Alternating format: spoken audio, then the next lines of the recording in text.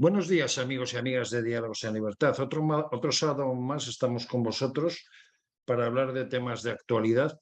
Y como bien sabéis, si seguís nuestro programa, que nos imaginamos que sí, cada 3 semanas tenemos una tertulia hecha por mujeres y en este caso para todos, que se denomina Ellas.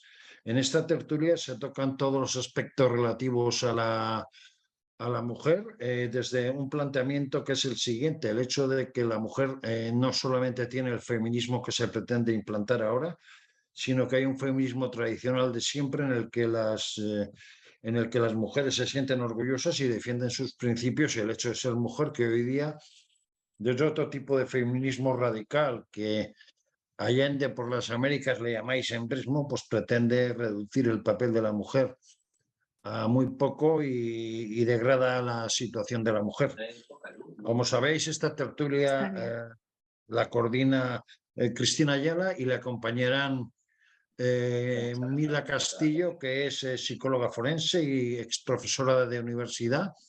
También Marta Jiménez Arcusa, que es jurista, trabajadora de banca y, por otro lado, presidenta del Partido Popular de Tarrasa. Y también Adriana Delgado, del despacho de abogados La Cacia Abogados de Madrid, que nos planteará los distintos temas que tratemos desde una visión jurídica. Una vez presentadas a nuestras contertulias de hoy, yo le diría a Cristina: pues coméntanos el editorial que tienes preparado para el programa Ellas, y empecemos ya con la tertulia de mujeres. Pues qué tal, muy buenos días y feliz sábado a todos nuestros oyentes. La verdad es que partimos de una semana trágica respecto a lo que vamos a comentar, que ha sido el asesinato de 2 niños, asesinados, como digo, en apenas una semana por uno de sus progenitores. En un caso, en Móstoles, un padre ha asesinado a su mujer y a la hija de ambos, y en otro caso, en Gijón, una madre ha asesinado a su hija. Gracias a Dios no es una tragedia que ocurra de forma muy frecuente, pero sí que hay documentadas en los últimos 15 años más o menos unas 50 sentencias por filicidios. Siempre que ocurren, y eso es así, es una noticia que nos acongoja especialmente, porque a todos los que tenemos una mínima sensibilidad nos acongoja que un padre o una madre sean capaces de matar a lo que es el ser más querido, que es el hijo o la hija. Y en algunos casos, como es uno de los 2 que vamos a hablar, se asesine exclusivamente por vengarse de su pareja. Al final, de lo que debería ir esto es del niño o de la niña al que se asesina. La vida del niño que es asesinado por los progenitores. ¿Qué más da si es el padre o la madre? Pero lo que es cierto es que en estos momentos parece que se quiere poner el acento por parte de ese feminismo radical en que solo uno de los 2 sexos mata a sus hijos. Si alguno de ustedes preguntara en la calle, se dará cuenta de que ese feminismo radical actual nos ha vuelto a colar el relato de que mayoritariamente son los padres los que matan a los hijos mucho más que las madres. Y no es así, porque, como les digo, en unos datos que pedimos desde el Senado al Ministerio de Justicia, lo que nos dijeron es que de 50 casos, 26 son perpetrados por mujeres y 24 son perpetrados por hombres. A mayores, y complementando ese dato, un estudio que me aportaba una de nuestras contertulias, Mila del Campo, sobre el filicidio entre 2010 y 2012, decía que la edad media de quien perpetra estos asesinatos es de 37,7 años y que el 59% son cometidos por mujeres y el 80% son españolas. Mirad, el lenguaje nunca es ni inocente ni neutro. ¿Qué estamos diciendo cuando hablamos de violencia vicaria? ¿Por qué se utiliza ese término en vez de el término habitual que antes era el de filicidio por venganza? A mí, personalmente, Mila del Campo me convenció de que efectivamente esto no era violencia vicaria, porque en esa categoría solo caben los padres que matan a sus hijos como una forma de violencia de género. ¿Cómo es que hemos dado por bueno ese concepto, desplazando totalmente el interés fundamental del menor, el niño que es asesinado y se pone por delante que es una forma de violencia de género antes que hablar del niño que es asesinado. Pues bien, hoy hablaremos en esta tertulia con Mila del Campo para que nos aclare estos conceptos y con el resto de contertulias. Y además hay otro de los temas que sí que me gustaría poner sobre la mesa, del que hablaremos, que algunos medios de comunicación lo han llamado suicidio por compasión. Hay que ser duro para que efectivamente el término utilizado sea eso.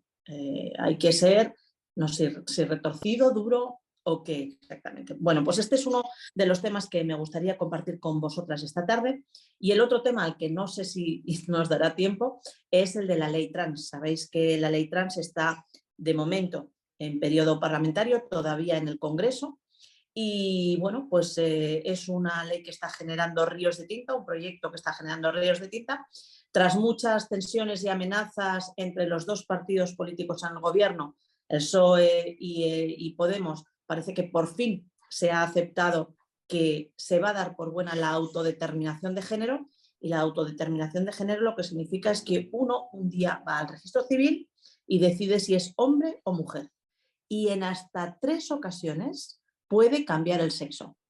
Uno además se pregunta ¿por qué 3? Porque quién sabe que si a la cuarta era la definitiva. ¿Por qué 3? Bueno, pero es que además hay que pensar en la protección superior del menor, como hablábamos antes en el caso anterior. Porque en el caso de los menores, ¿qué es lo que ocurre? Cuando sabemos y tenemos datos, como corroboraremos en esta tertulia, que dicen que el 80% de la gente que empieza una transición cuando es adolescente no lo continúa cuando es adulto. Es decir, que muchas veces se debe a otros factores que están confundiendo con la transexualidad. Es que, claro, lo que conlleva un proceso como el cambio de sexo son unos cambios hormonales y físicos y psicológicos tremendos. Por tanto, nos parece que lo que se está haciendo con este tema es frivolizar. Son los dos temas de los que me gustaría hablar con vosotras esta tarde. Si os parece, empezamos con ese tema de el filicidio por venganza, porque bueno, pues nos ocupa y nos Cristina, preocupa. antes déjame puntualizar una cosa que es un aspecto importante, porque en el caso del asesinato de la niña en Asturias se da una circunstancia que hay que tener muy en cuenta, y es el hecho de que el padre había sido condenado, por maltrato con respecto a la madre. Aspecto que no nos podemos olvidar, que puede generar distintas connotaciones de orden psicológico, de repudio de una parte de la pareja, y hay que tener en cuenta que esa niña había tenido la custodia hacia el padre en ese momento. Hay factores también que tenemos que tener en cuenta. A partir de ahí adelante. Bueno, pues quien quiera abrir el fuego, adelante. Pues no sé si por alusiones, Muy bien. dado que me has nombrado directamente por bueno, pues la cuestión fundamentalmente de este artículo que te pasé, y supongo que porque conoces mi posición, sobre todo muy crítica frente al término violencia vicaria, ¿no? Una posición que nace, bueno, pues del hecho de entender que no es congruente, ¿no? Por ejemplo, sacar una ley en la que se prohíbe el uso de un término como era el síndrome de alienación parental, ¿no? Por el carácter científico, ¿no? Y se introduzca directamente otro término que realmente no está probado científicamente por la ciencia. Entonces, en la medida en que estamos utilizando una terminología que realmente es científica, porque todavía nadie ha corroborado, no hay suficientes datos que avalen que esto exista como tal, bueno, pues no tenemos que hablar con propiedad, ¿no? Entonces, hasta la fecha, ¿no? Hasta todos los estudios, y también no solo a nivel nacional, ¿no? Sino a nivel internacional, cuando hablaban de lo que ahora conocemos por violencia vicaria, entendían que lo llaman todos filicidio por venganza, ¿no? Ya hace muchos años que se lleva investigando, ¿no? El filicidio por parte de los padres, de padre o madre, de los dos, cualquiera de los progenitores o de las parejas, ¿vale? De los padres o de las madres contra los niños, y se habían, bueno, pues hecho diferentes categorías, ¿no? ¿Vale? Resnick fue el primero con 5 categorías, pero bueno, eso no ha ido cambiando mucho con los años. Uno son los neonaticidios, que son los que se cometen dentro de las primeras 24 horas del nacimiento del bebé, pero luego están los filicidios, ¿no? Ya cuando los niños ya son un poquito mayores, ¿vale? Siempre Mira, ha si te habido más o parece, menos... vamos a continuar, que den en la primera ronda todos y luego ya entráis directamente en debate. Entonces yo le plantearía a Adriana el aspecto jurídico del caso, teniendo en cuenta que el padre estaba condenado por malos tratos, y luego tanto Marta como Nadia pues que den su opinión al respecto. Ujú.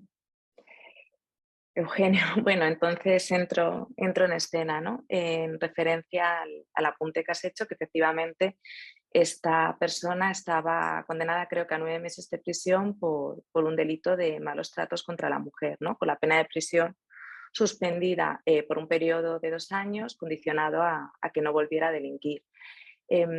Por lo que he podido informarme de este asunto, ha sido complicado porque, bueno, parece ser que era un matrimonio que estaba con una situación complicada desde hace tiempo, con intención de separarse.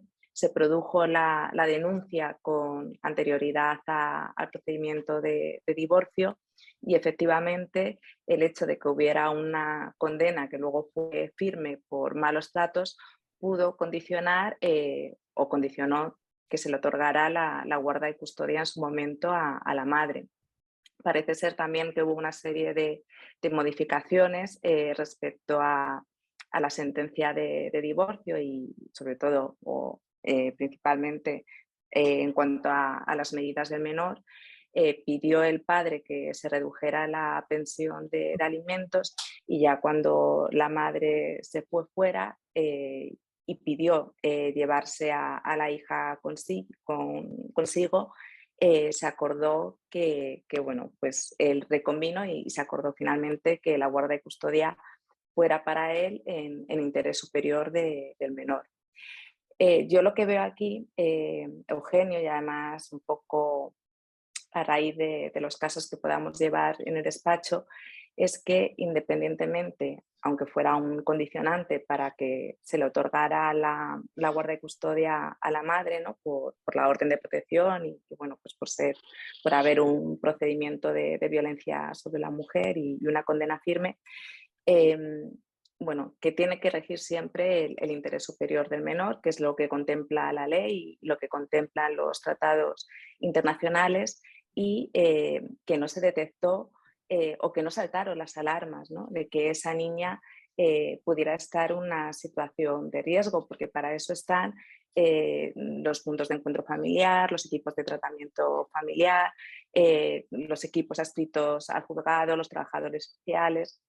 Entonces, hubiera podido haber un seguimiento por parte de la Fiscalía de Protección al Menor, por parte de los servicios sociales, y eso no se produjo, no se supo detectar, ¿no?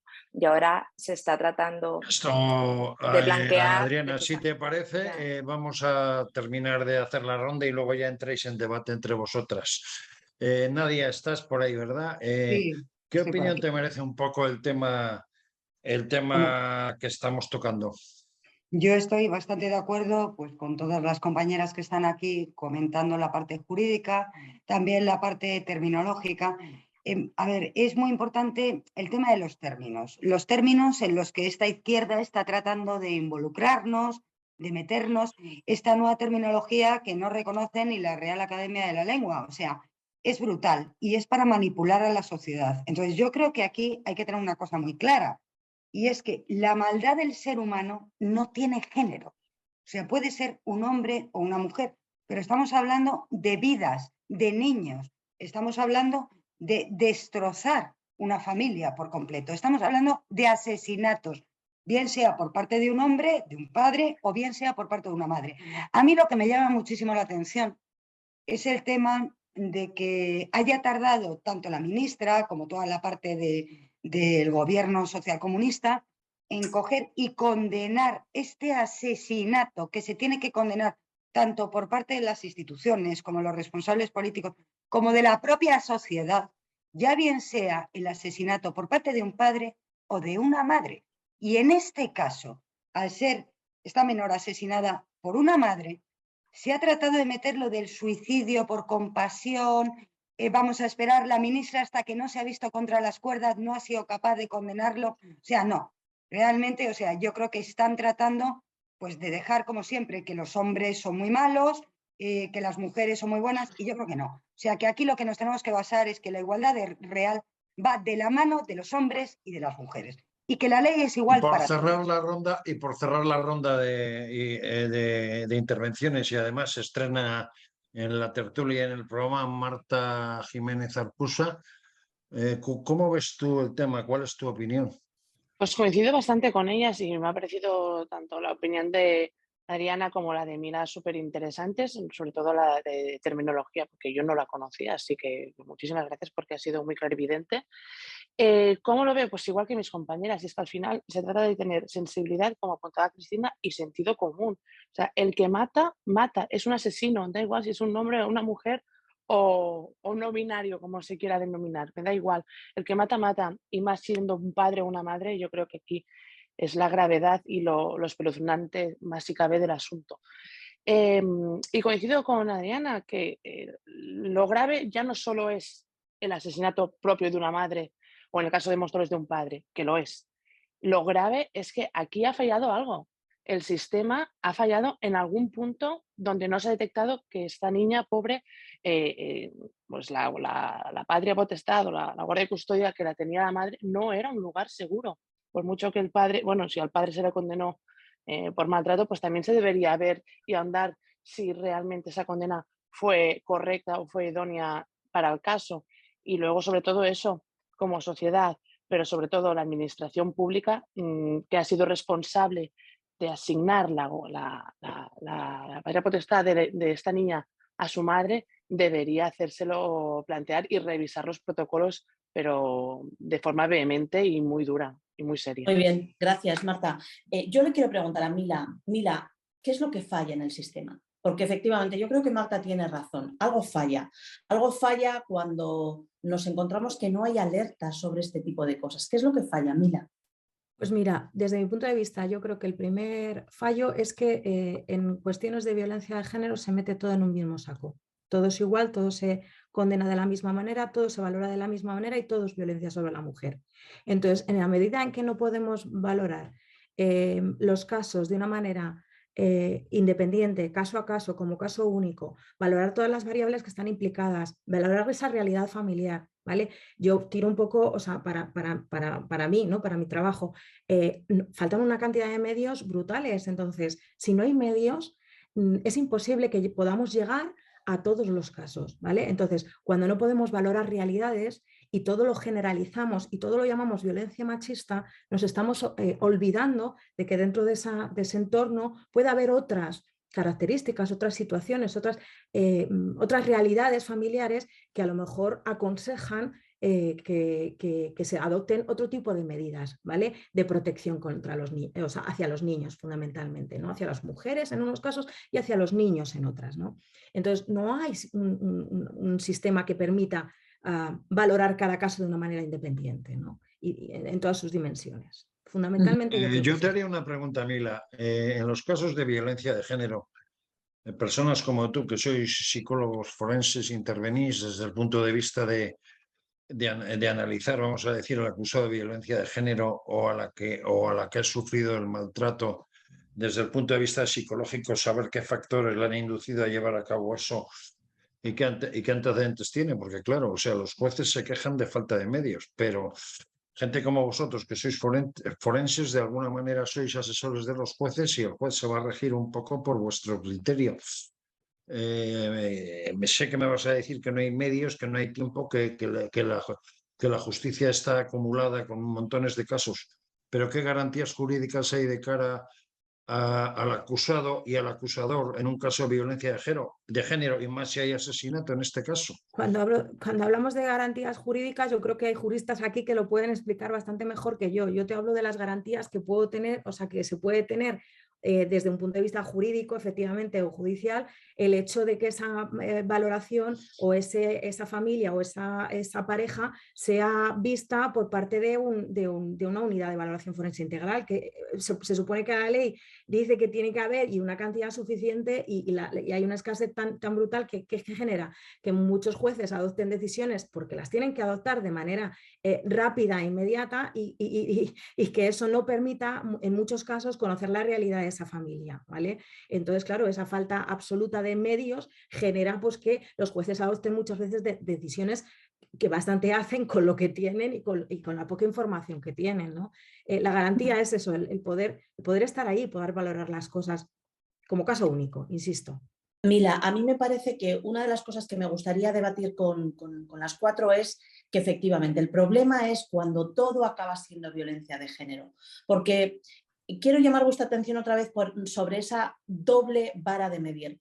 Cuando sucedió el asesinato de Gijón en Radio Televisión Española en las tertulias, aparte de utilizar terminología absolutamente espuria como eso es suicidio por compasión o suicidio asistido, crímenes altruistas, es lo que he oído que me resulta espeluznante, cómo se puede hablar de crímenes altruistas cuando estás matando a tu hijo, ¿no? Pero había una tertuliana que con mucho énfasis decía algo así como que, bueno, pues que la mujer tendría problemas mentales.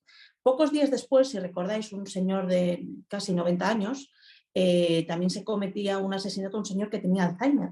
Y curiosamente en aquel caso nadie hablaba del señor con Alzheimer. Quiero decir, y esto es lo que quiero llevar a vuestro punto de vista, a ver qué opináis. Todo es violencia de género. Y ese es el problema. El problema es que cuando en el mismo momento en el que una persona es agredida por su pareja, inmediatamente es violencia de género. Y no se tiene en cuenta lo que siempre se ha tenido en cuenta, que puede haber antecedentes de alcoholismo, puede haber antecedentes de enajenación mental, porque todo es violencia de género. Y para mí, ese es uno de los grandes problemas que hay ahora. ¿Cómo lo veis vosotros? Bueno, yo, Cristina, quería comentar una cosa que creo que también es un factor importante, y es que nosotros anteriormente, yo os puedo contar mi experiencia personal. En la Asamblea de Madrid, cuando gobernaba Esperanza Aguirre, era la presidenta, nos pusimos de acuerdo todos los grupos políticos, estaba por aquel entonces Izquierda Unida y se aprobó la primera ley autonómica contra la violencia de género en el año 2005, si no me equivoco. Y esta ley, además, reconocía que la estatal no lo hacía a los menores como víctimas, ya lo reconocía. Y lo que poníamos era a disposición de las mujeres, las familias, los que vivían, los abuelos que podían vivir en la familia, la unidad de convivencia y los menores, una serie de recursos a disposición para que en el momento que saltara la alarma tratar de ayudar, lo que comentábamos hace un momento. Esto pasó en el 2005. Entonces, desde el año 2005 que se aprueba esta ley, luego se aprueba la estatal de Zapatero, no se había, perdonadme, manipulado tanto todo el tema de la violencia hacia la mujer como se está haciendo ahora. Es que se está haciendo un uso partidista a lo bestia. Es que están tratando de dividirnos a la sociedad desde el minuto uno, porque nosotros cuando aprobamos esta ley, y os hablo que era Partido Popular, Esperanza Aguirre, nadie nos criticó, ni gente de nuestro partido, ni la izquierda, todos lo reconocíamos, que había que poner recursos y había que parar esta lacra. Y íbamos todos de la mano, pero ahora todo esto se ha manipulado totalmente. No hay ningún recurso. Lo que comentaba hace un momento, mira, el poner recursos, porque estas campañas del ministerio que da igual que esté o que no esté, en vez de estas campañas que hacen que son superfluas, que es tirar el dinero de todos nosotros, no lo hacen para poner recursos y medios. O sea, lo que os quiero decir es que hay una manipulación con el tema de la violencia de género por parte de este gobierno socialcomunista brutal. Es lo que yo he notado de unos años a esta parte. No sé si estáis de acuerdo. Adriana y Marta. Yo coincido plenamente. Yo coincido plenamente, estoy totalmente de acuerdo porque, no sé, bueno, lo grave es que se utilice un problema real y tan grave como es la violencia general, pero en este caso dentro del hogar, dentro de tu casa, entre tu familia, por una parte partidista, o sea, que la izquierda, en este caso Podemos, coja y se erija en la cúspide de la moralidad y que son los únicos que luchan contra esta lacra, pues es lamentable y vergonzoso, porque se está utilizando de forma, como ya digo, totalmente partidista. Y es un problema muy grave porque aquí sí que todos deberíamos ir de la mano y conjuntamente, como fue en su día en la Asamblea de Madrid que comentabas, Nadia, porque realmente yo creo que es un problema que nos preocupa a todos, que nos afecta a todos como sociedad y que no creo que nadie esté a favor de la violencia de género doméstica, llamémosle como queramos. O sea, entonces, esta enajenación que tiene la izquierda más radical con la ministra Montero, que lo que hace con esas campañas es que son ridículas, y así lo digo, son ridículas y lamentables, a mí me dan vergüenza ajena, pues es, bueno, manosear y al final restar la importancia que realmente tiene a la violencia. Adriana. Adriana, por complementar un poco tu intervención ahora, yo te diría, tú como persona con toga, de alguna manera te encuentras un caso como el que ha sucedido en Asturias, en el que se le ha concedido la custodia a la madre y el padre ha sido condenado por violencia de género y no tenía la custodia, pero lo ha recuperado. ¿Cuál es el fundamento, cuál es la sensación que te da a ti este caso? ¿Es mal funcionamiento de la justicia, que ese caso no se ha investigado adecuadamente o que de alguna manera esto evidencia que la justicia renquea por falta de medios? Pues a ver, yo primero quería puntualizar o por lo menos aportar mi punto de vista en este sentido, que, bueno, que la violencia sobre la mujer y la violencia machista existe, ¿no? Independientemente de que se pueda politizar y que se está politizando, que es un flaco favor efectivamente a lo que es una lacra social y que luego existen muchos tipos de violencia, por desgracia, en el seno familiar, ¿no? E independientemente de eso, habría que analizar profundamente qué es lo que ha sucedido, porque la información que tenemos es, bueno, pues lo que ha sido, bueno, la condena que hubo por un delito de maltrato, unas lesiones, bueno, el procedimiento de divorcio, las medidas que se adoptaron al respecto, pero habría que ver, o quien analizara, ¿no?, profundamente qué es lo que sucedió, quien tenga responsabilidades en este sentido, el seguimiento que se le hizo a los menores. ¿Por qué nos saltó la alarma de que esto podía producirse, ¿no? Y es lo que comentaba al principio de la tertulia, que precisamente pues para eso existen los equipos, ¿no?, que conoce también Mila, de apoyo al juzgado y los seguimientos que se pueden hacer en este sentido, pero que luego, por otra parte, también es verdad que hay una sobrecarga de trabajo en los juzgados, ¿no? Y aunque se prevea y existan estos medios, luego el uso que puedan hacer de Pero, ellos Adriana, pues es bastante limitado. hay un hecho importante en este caso y es que el juzgado le da la custodia al padre y se la quita a la madre. El padre ha sido condenado por violencia de género, con lo cual eso induce a pensar que el juzgado ha visto que la madre no está en condiciones para mantener a la cría y justo antes de entregarla mata a la cría.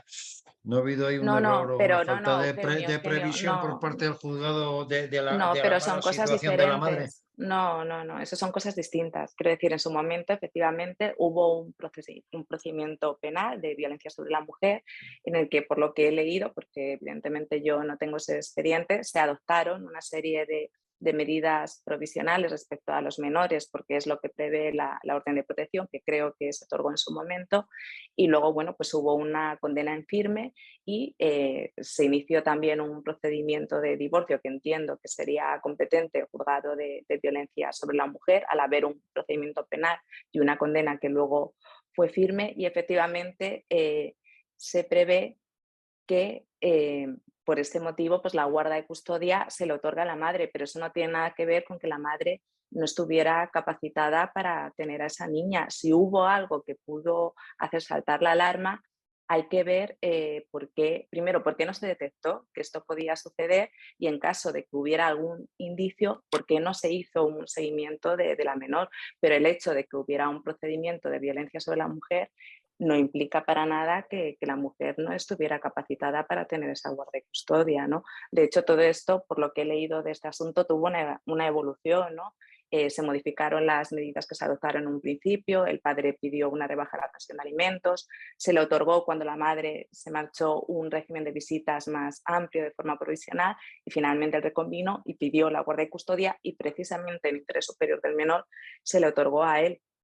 Y entonces lo que inquieta de este asunto no es tanto que la madre pudiera no estar capacitada por ser víctima de un delito de violencia sobre la mujer, que entiendo que no es así, sino que no es por el hecho de ser víctima, sino que pudiera haber un riesgo para esa menor y que no se hiciera un seguimiento en interés precisamente superior del menor, que es lo que contempla la ley y todos los tratados internacionales, ¿no? Y sobre todo el sentido común.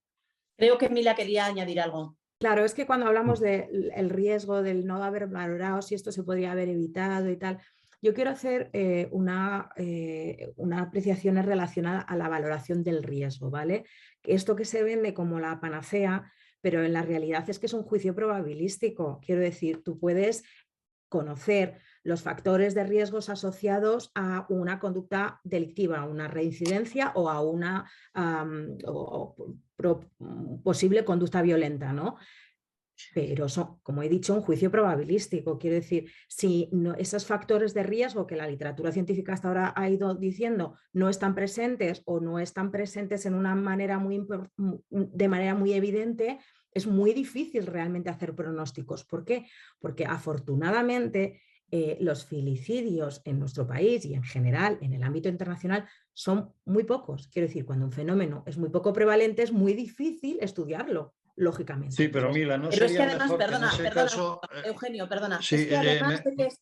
Eugenio, perdona un segundo. Además de que es muy poco prevalente, nos encontramos con una realidad en este gobierno y es que se ocultan los datos. Se ocultan de forma voluntaria para esconder si es el padre o la madre el que ha matado al hijo. Y eso lo único que hace es entorpecer la investigación. Absolutamente. O sea, si el fenómeno, si el filicidio en general, neonaticidio, filicidio, la muerte de un hijo ya es muy poco prevalente, si luego hacemos categorías y decimos el de venganza, porque es una categoría, y estudiamos solo el filicidio por venganza, pero si es que además solo lo estudiamos cuando es el padre, el perpetrador, pues, o sea, reducimos a tal ínfimo el número de casos que es imposible estudiarlo. Entonces, si valoramos las cosas de manera global, podremos obtener pues, estos indicadores, será mucho más fácil hacer investigación, pero cuanto más reducimos el campo, más dificultamos esta situación. Claro, y es que lo reducimos al final por una cuestión absolutamente ideológica. Absolutamente. Y aquí es donde me parece que está la gravedad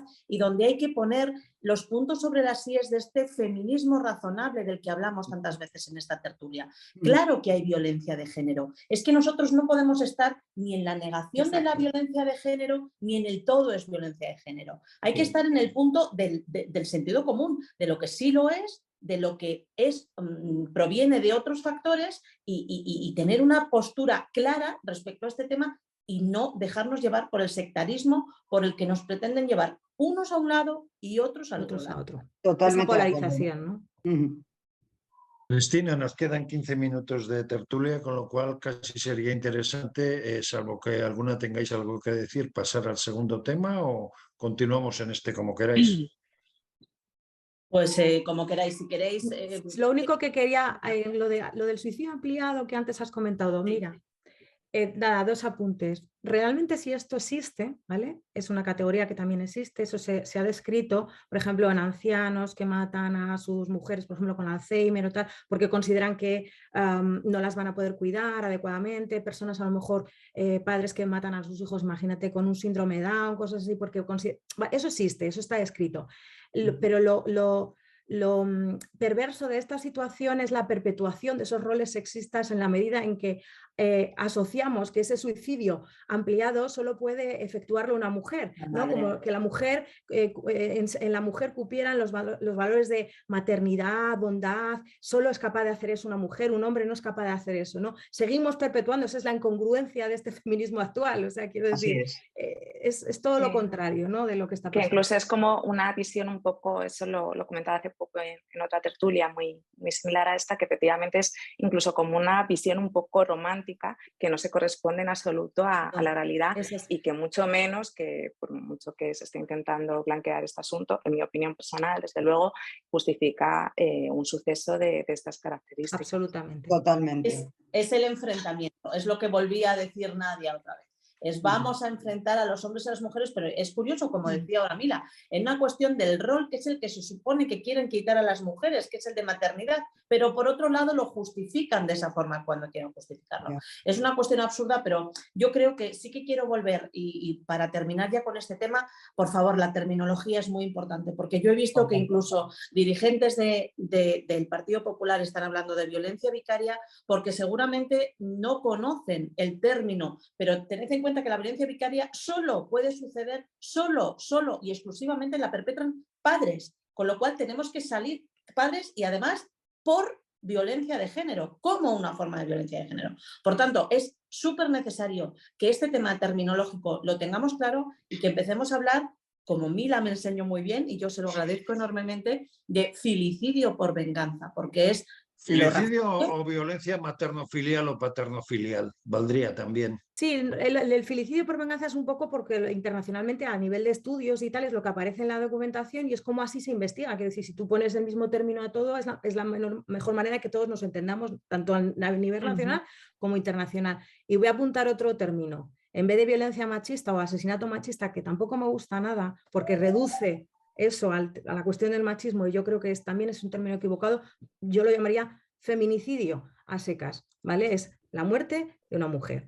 No sé si Marta quiere añadir un poco alguna cuestión más, porque yo creo que te has quedado sin el turno último para decir algo, Marta. Es que realmente estoy de acuerdo con todo lo que se está planteando.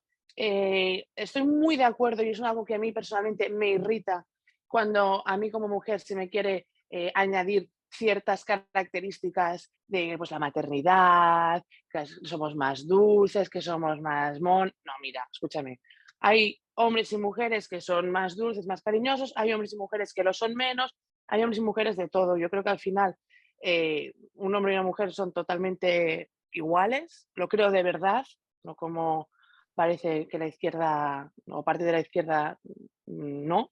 Yo creo que los hombres y las mujeres somos totalmente iguales, solo que, bueno, físicamente y biológicamente pues tenemos diferencias, pero que por lo que son caracteres, inteligencia y todo lo que son capacidades mentales, yo creo que aquí sí que somos iguales y por eso me enerva especialmente cuando a nosotras se nos presupone pues, que todas queremos ser madres o que todas soñamos con no sé qué o que somos más buenas porque somos más dulces y más atentas y más cariñosas. Bueno, pues habrá algunas que sí y habrá algunas que no, igual que hombres habrá algunos que sí y otros que no.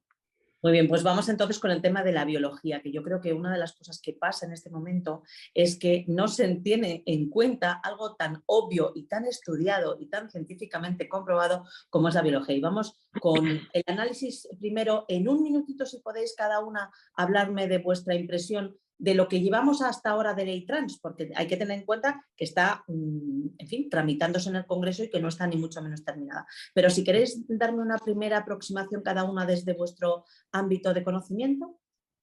Bueno, Cristina, a mí sí me gustaría decir que me parece una aberración total y absoluta. Estoy totalmente en contra de que una ley de este calado, de esta importancia, de verdad, se trate de aprobar como están aprobando todas las leyes, por la puerta de atrás. Es más, si no me equivoco, y me puede corregir Marta, están iniciando un proyecto de ley en fraude de ley, porque no están enseñando toda la documentación ni todos los informes pertinentes que tiene que llevar una ley de este calado al Congreso. No obstante, diré, me parece una aberración total que un adolescente con 14 años, sea un niño o sea una niña, pueda decidir ir a un registro y en menos de 2 minutos cambiarse el nombre. Pero eso solo es la punta del iceberg, porque eso va a poner en marcha una cantidad de temas médicos que va a arrastrar durante toda su vida. Un adolescente que todavía no tiene su conocimiento y su razón totalmente establecida. Me parece brutal. O sea, la palabra es una aberración. Marta. Pues me parece también preocupante, sobre todo de cara a que no estamos defendiendo y no estamos protegiendo al futuro de este país, que son los menores de edad, tanto adolescentes como niños. A mí me parece muy bien, y lo respeto totalmente. De hecho, tengo hasta algún amigo que se cambió de género, que un adulto haga lo que considere mientras lo haga de acuerdo con la ley y no haga daño a nadie y tampoco se haga daño a sí mismo. Con lo cual, mira, un adulto que haga lo que quiera. No tengo ningún problema, pero que se fomente, o fomentar quizás no sea la palabra, o sí, se fomente, o se quiera que un niño que ni siquiera puede votar, que no puede conducir, que no puede hacer muchísimas cosas porque es menor de edad, pueda hacer un cambio que va a suponer un cambio radical en su vida, en la manera de crecer, en la manera de desenvoluparse, y también bueno, y en su propia salud y en su propio organismo, creo que es preocupante y creo que están manoseando y mercadeando con el futuro de este país y con los menores. ¿Por qué? Pues por lo que hablábamos antes, para intentar recoger votos y confrontar. De la confrontación, pues ellos sacan su mayor rédito político. El problema es que lo hacen con temas tan sensibles como este. Muy bien, si queréis dejamos para la última la opinión más de psicóloga forense de Mila. Adriana, si quieres darnos por favor tu opinión. Bueno, aquí más como abogada vuelvo al sentido común, que efectivamente intervenir en lo que es la educación de los padres y cuando todavía no ha alcanzado el menor la madurez sexual, pues no tiene ningún sentido. Y además ya incluso jurídicamente, cuando está bajo la tutela de sus padres, tienen ejercen la patria potestad, la guardia custodia, etcétera, no pueden conducir, no pueden tomar todavía decisiones como qué carrera van a estudiar, pues porque todavía no han alcanzado la mayoría de edad y ni siquiera están en la universidad, pues tomar una decisión tan determinante, ¿no? Como cuál va a ser bueno, es que yo ya no sé ni cómo referirme, si género, identidad o en qué términos, ¿no? Porque yo creo que además los estamos confundiendo, que aquí seguramente Mila pueda aportar bastante. Una cosa es cómo tú te sientas, ¿no? Como hombre o mujer, la inclinación sexual. Yo creo que incluso esta ley confunde, ¿no? Confunde en adulto, pues mucho más puede confundir a un niño y, bueno, me parece completamente disparatado, la verdad, y que puede tener consecuencias terribles en todo lo que concierne al menor, principalmente porque desde luego, bueno, pues que todo el transexual tiene sus derechos y si es una ley que va a hacer realidad lo que ya es real, que todos somos iguales ante la ley o efectivo de alguna manera, pues estoy muy de acuerdo, pero todo lo que concierne al menor, pues ahí para nada, desde luego. Mila. Pues mira, yo creo que este problema a este problema le pasa exactamente lo mismo que al anterior, que cuando legislamos estamos basándonos en la ideología y no estamos basándonos en la ciencia. Están los lobbies superando por encima a lo que la comunidad científica dice al respecto. Y es que en esto la comunidad científica es muy clara, ¿vale? El adolescente per se, por definición, está en construcción, está construyendo su identidad, ¿vale? Cuando estamos hablando de niños y de adolescentes, sobre todo porque ha habido un aumento últimamente de casos de la que se habla bueno, pues esta disforia de género tardía, que es de la que aparece de repente en la adolescencia.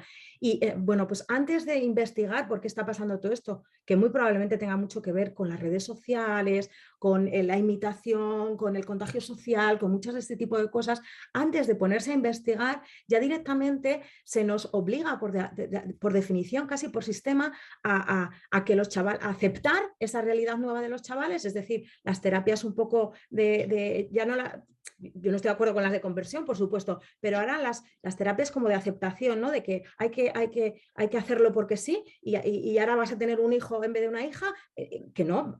Y lo peor de todo a mí, desde mi punto de vista, que ya es lo que me clama al cielo, es que todo eso se puede hacer sin un previo análisis médico y psicológico de ese niño, ¿vale?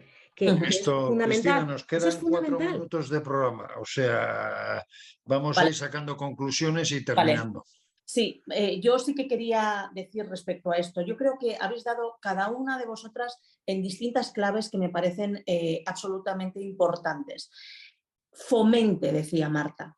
Es que yo creo que esa es la clave. Lo que se intenta es fomentar una forma diferente. Si recordáis, en la última tertulia lo hablábamos. Hablábamos que es que parece que en este momento hay que ser algo diferente, que es como la moda. Es que parece que uno no pudiera ser una persona normal. No es una forma de destruir el feminismo con estas nuevas opciones, esa es otra de las cosas. hacer daño a la propia mujer con todas estas actuaciones. Es que efectivamente esa es otra de las cosas en las que efectivamente, y por ejemplo, el PSOE está siendo, las feministas del PSOE están siendo especialmente duras, pero es que ese es solo un aspecto más. Porque además el artículo 14 de la Constitución ya recoge la igualdad independientemente del sexo de cada uno. Y como decía, y a mí me gusta mucho una definición que vi hace relativamente poco, no sé si era de Arturo Pérez Reverte, que decía algo así como que las personas tenemos sexo, género tienen las palabras. Nosotros somos de un sexo o de otro sexo. Luego la identidad sexual, oye, pues que se la construya cada uno y sobre todo cuando es adulto. Y sobre todo también me parece muy importante lo que decía Mila. Ese es el problema de la legislación que se ha estado haciendo en los 5 últimos años, que se legisla solo y exclusivamente desde la ideología. Montero, y esto hacía referencia creo que Eugenio al principio, efectivamente es que hay informes que Irene Montero ha ocultado respecto, no, creo que lo decía Adriana, que lo decía Nadia, respecto a la tramitación de esta ley, porque no le parecía, claro, porque obviamente le decían cosas que no le parecía bien. Y entonces esos informes, Irene Montero los ha ocultado para evitar que fueran conocidos por el público, porque efectivamente la comunidad científica, sobre todo que yo creo que es en lo que nos estamos centrando todas, ¿no? En el tema adolescente. Claro, es que los cambios son tremendos. Y desde luego para el feminismo, pues claro, lo que están diciendo, y yo creo que con mucha razón, es que si en un momento determinado puedo cambiar mi género, que no mi sexo, de hombre a mujer, y como os digo, según la ley lo vas a poder hacer hasta 3 veces, pues claro, todas esas conquistas que se suponía que se hacían por ser mujer, ¿dónde quedan? Si os parece, una intervención de 30 segundos cada una y concluimos porque estamos ya casi fuera de tiempo. Vale, yo simplemente abordar el tema que comentábamos hace un momento, pero ir más allá. Yo creo que lo que quieren es cargarse el modelo de sociedad que hemos estado hasta ahora y que conocemos todos. Se lo quieren cargar porque no les beneficia. Entonces, como ellos se quieren perpetuar en el poder, lógicamente sacan estas leyes que son ideológicas, brutales. ¿Y a dónde van? Al pilar de la sociedad. ¿Dónde está? Menores y educación. Y es la base de la sociedad. Entonces, cuanto más indefensos, cuanto más inmaduros, más los pueden manipular. Porque podríamos hablar barbaridades como los 400 euros que luego venden por ahí y tal, que se les ha dado para temas de cultura. Es decir, una sociedad, pues lo que están haciendo, confundir a la gente joven, que es lo que está ocurriendo con esta ley. Marta. Bien, son populistas, gobiernan a golpe de tuit y a golpe de impresión, mercadean con lo que sea para conseguir votos. Y lo grave es que, como he dicho antes, mercadean no solo con las libertades de adolescentes y que serán los futuros adultos de este país, sino también con la violencia y demás. Y entonces la protección de la mujer ni es patrimonio de la izquierda, ni han venido ellos a salvar la patria ni salvarnos a las mujeres. Entonces aquí es donde la derecha quizás tendríamos que dar seguir dando la batalla, creo que la damos, pero más vehementemente, porque aquí sí que tenemos que ir todos de la mano, porque esto es un problema que no es patrimonio de ninguno, sino que es de todos. Mila. Pues yo Sí, voy a acabar igual que he empezado esta segunda parte, es decir, estableciendo ese paralelismo entre los dos temas que hemos hablado. No hablábamos de ideología versus ciencia y yo ahora hablo de que realmente lo que hay que primar es el interés superior del menor. En el otro caso, en el caso de la violencia vicaria, lo que hace es situar al menor en un segundo plano, se instrumentaliza al menor para seguir dando más bombo al tema de la violencia sobre la mujer y nos estamos equivocando de lleno porque son dos realidades y dos fenómenos completamente diferentes y en este caso pasa lo mismo. El interés superior del menor no se está teniendo en cuenta cuando es el eje principal de nuestras leyes, ¿vale? No se está teniendo en cuenta en la medida en que se va a permitir que niños que todavía están en proceso de formación de su personalidad adopten decisiones que puedan ser totalmente, que no son inocuas, que pueden tener muchas desventajas y muchos problemas y van a acarrear muchos problemas y que además la ciencia no ha demostrado que esa transición de género realmente resuelva los problemas que tienen, porque claro, eso es así. Adriana. Faltas, Adriana, me parece, contigo muy de acuerdo terminamos con Mila, muy de acuerdo con Mila, ella lo ha dicho muy bien, ha de primar el interés superior del menor y ya está. Y es una pena que se haga política con cuestiones tan serias. Si me permites una frase, yo creo que lo que estamos viendo en este gobierno es que generan un problema y luego se erigen como salvadores. Y ese es el quid de la cuestión de lo que está pasando en estos últimos años y se puede ver en muy distintas cuestiones. Y en fin, yo creo que eso por lo menos lo tenemos que denunciar, tenemos que tener el lenguaje adecuado a la realidad y sobre todo sentido común. El menos común de los sentidos, pero tenemos que intentar practicarlo. Yo terminaría con una pregunta y con esto prácticamente despedimos el programa.